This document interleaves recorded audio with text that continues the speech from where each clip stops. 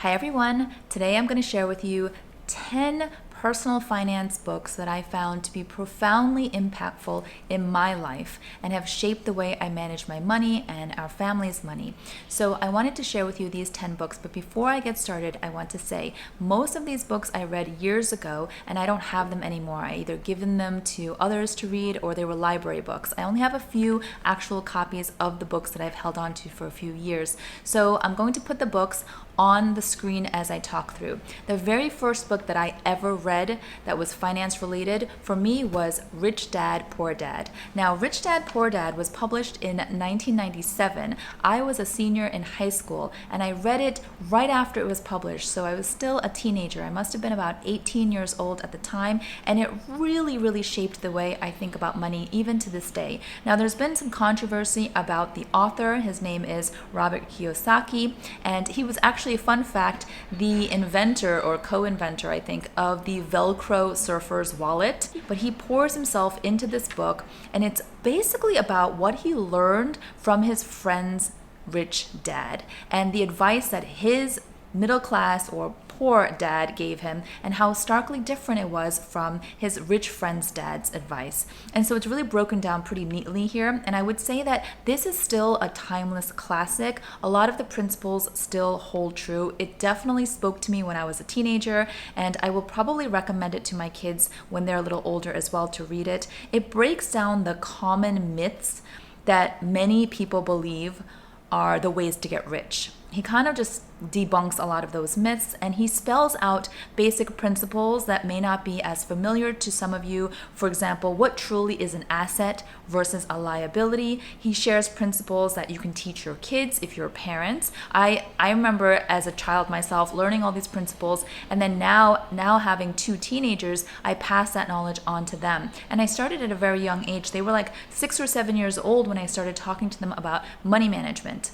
Essentially, he writes this from his child perspective, and he really highlights what the rich teach their kids about money that the poor and the middle class don't teach. Okay, so for good or for bad, it's not a perfect book, but it is still very popular. I mean, millions and millions of copies sold through the years, and I looked on Amazon and it has 4.7 out of 5 stars still with over 100,000 reviews. So this is a classic that I definitely think that you should read.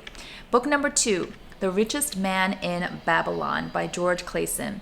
This was based off of actually a collection of short stories or parables that he had printed and distributed as little pamphlets back in the 1920s. So it was like easily digestible. But then it was turned into a book. Now it's a very short, thin book, and it's a pretty easy read. And now it is definitely one of those finance classics. It is easy for students to read. If you have young adults, teenagers, it's great for you to read. It's full of wisdom that is timeless. It's the kind of book that will really shape your mindset around wealth.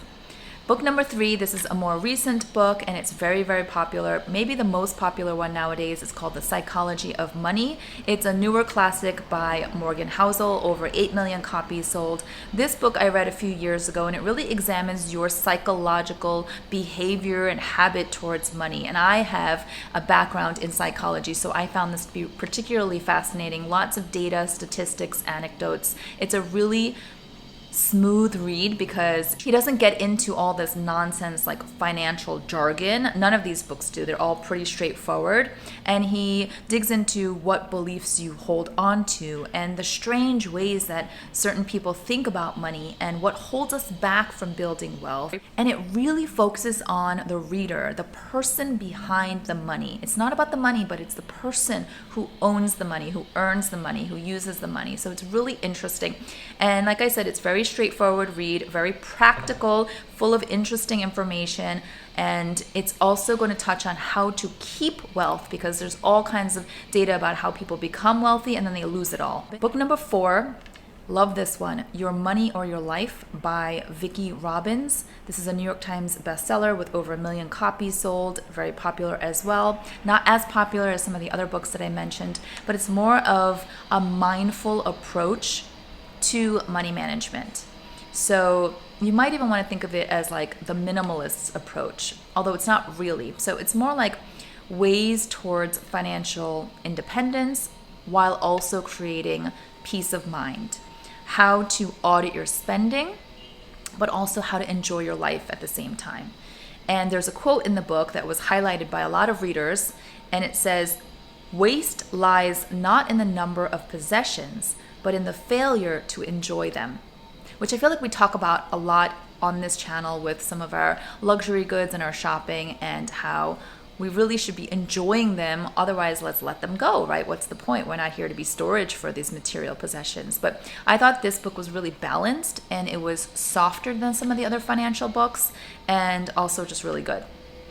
Now, book number 5 is very special. I'm going to let you in on this. If you missed some of my older videos, which I still have on my money and mindfulness playlist on this channel, all of my finance related videos are saved there. This book number 5 was written by my beloved husband. Yes, my one and only husband. He wrote this book a few years ago, back in 2019, self-published, and it has done really well. It actually skyrocketed to #1 Amazon bestseller in its category the first week or so that it was published. So really exciting. He's published quite a few books, but this one is the best one for those who want specific, detailed, and tangible practical advice on how to get started with investing. It's called How to Invest for Retirement. Now, it's a step-by-step guide, okay? So this is coming from someone who's not a financial professional. My husband is not in finance. He's actually in law, okay? He's an attorney. He's an executor. He has worked with many, many, many high net worth individuals as his clients, and he has seen at the end of life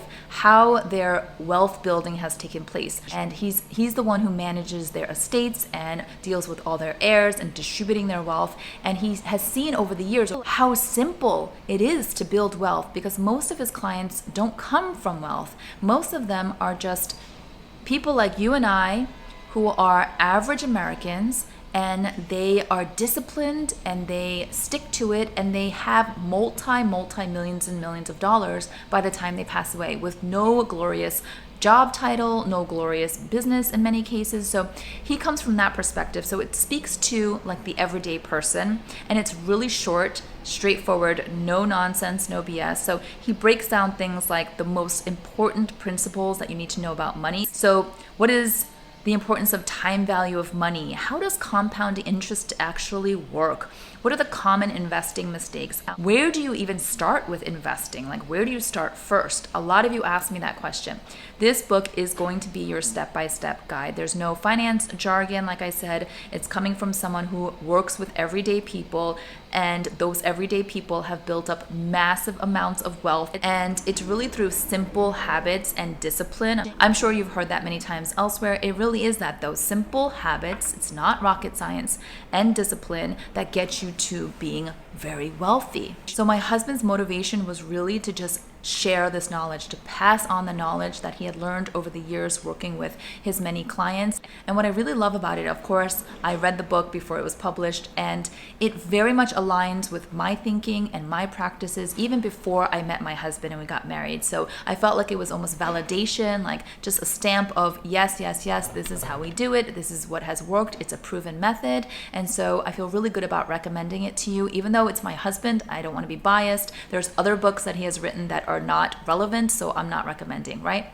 Then book number 6. This is also kind of a newer book in the recent years. It's called I Will Teach You to Be Rich. Now, the author, Ramit, he has, I believe, a podcast and also a pretty popular YouTube channel. So you can get nuggets of information through his videos if you don't want to read the book. But the book really encapsulates his whole philosophy around money. And although he's kind of sarcastic in his tone and gets a little exasperated by the stupid mistakes that many people make around money, he means well, I think, because a lot of the core principles that he lays out are very much aligned with also what I believe. He talks about how budgeting is really boring and unfun and how to go around that. Like, I'm a big believer in that. I've made a whole video on that.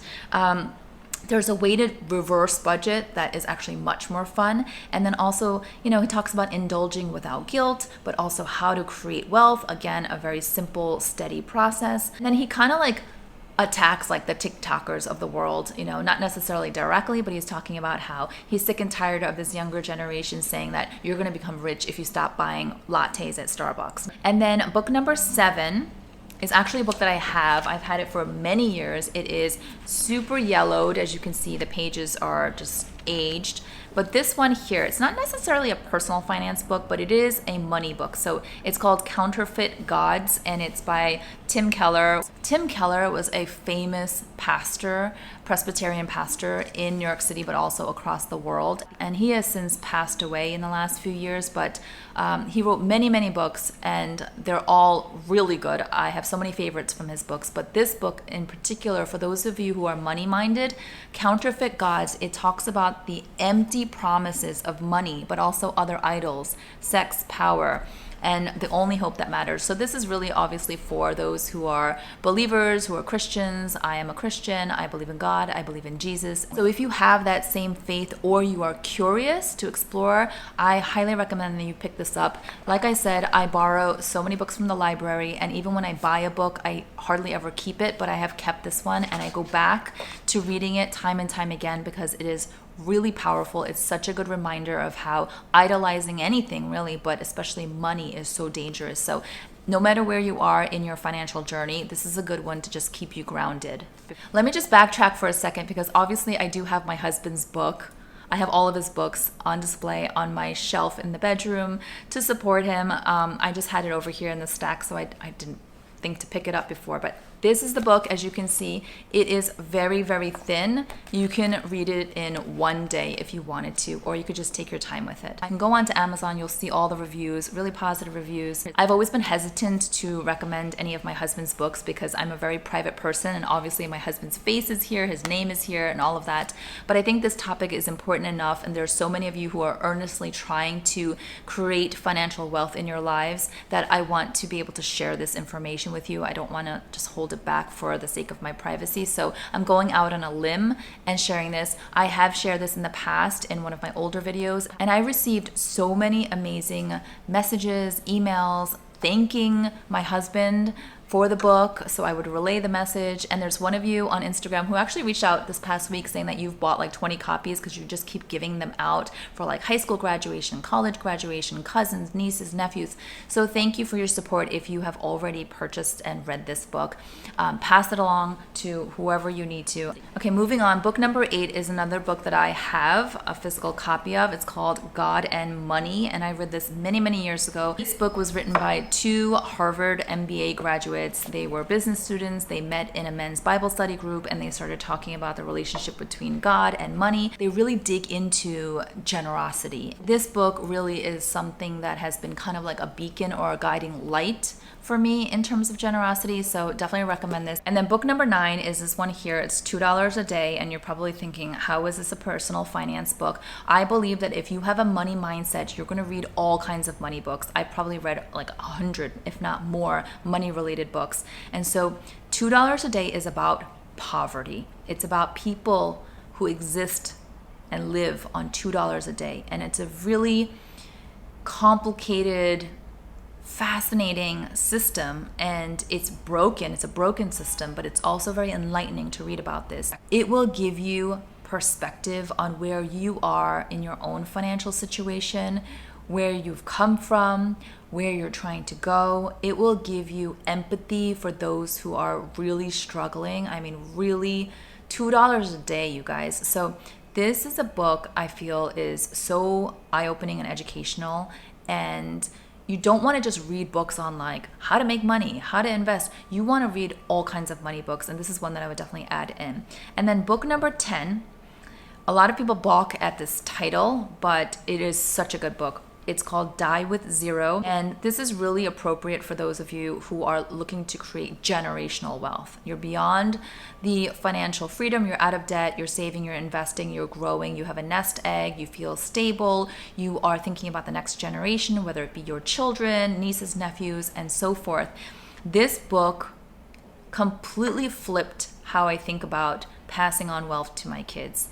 And Die with Zero, the title, it's not what you think it is. A lot of people make the wrong assumption about this book. You have to read it to understand it, and you have to read the whole thing. And the author actually has children. A lot of people assume that Die with Zero means use up all your money and don't leave anything for your children. He has children, and he very much loves and cares about his children and is building generational wealth. And his approach is so smart, so wise, and just so different from what you hear in the everyday chatter of money talk, so I highly recommend it. So those are the 10 books that I would recommend to all of you. And it is October right now. It is the perfect time, the perfect season, as we're in a transition mode. Nature is changing all around us. It's all about transformation and growth. I feel like before we start hibernating in the winter months, start reading, start studying now. This way you will be poised to take on some new habits and new practices in the new year,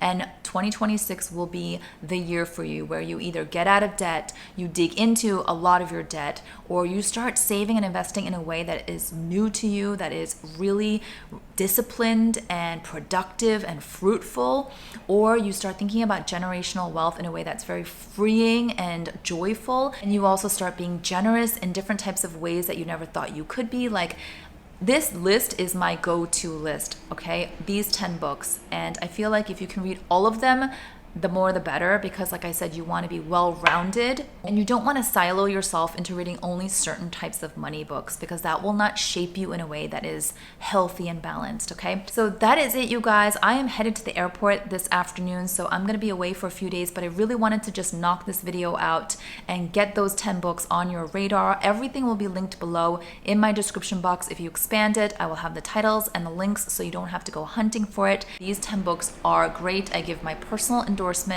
and I hope that you will get something really valuable out of each book. All right, if you have any questions, comments, or requests for any future videos related to money management, please let me know in the comments below, and I will see you all next time. Thanks so much. Bye-bye.